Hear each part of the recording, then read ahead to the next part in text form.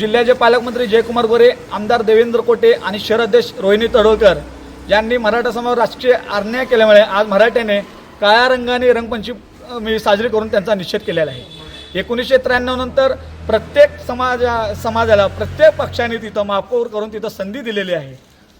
ज्याच भाजपची सत्ता आल्यानंतर आम्ही भाजपच्या वरिष्ठ नेत्यांना आम्ही मागणी करत होतो की तुम्ही मराठा समाज तिथं महापौर करा, कारण सर्वसाधारणसाठी तिथं जागा आहे। आमदार देवेंद्र कोटे यांनी त्यांच्या भावजेला महापौर करून ओबीसीचा तिथं आमच्या समाजावर मोठा अन्याय केलेला आहे। 2.5 वर्षांनी ज्या रोटेशन पद्धतीने तुम्ही ज्या चिठ्ठी काढचाल तुम्ही ते चिठ्ठीमध्ये सर्वसाधारणसाठी जागा तिथं नसणार आहे। तिथं ओबीसी पुरुषची जागा, एससी पुरुषची तिथं जागा असणार आहे।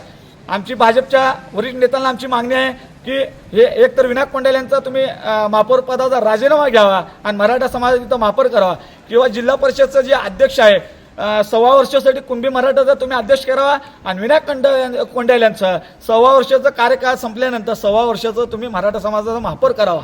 तुम्हाला लोकसभेला मतपेटीतून मराठ्यांनी तिथं उत्तर दिलं आहे, विधानसभेला मराठा समाज तुमच्या सोबत होतो म्हणून तुम्ही सत्तेत आलात।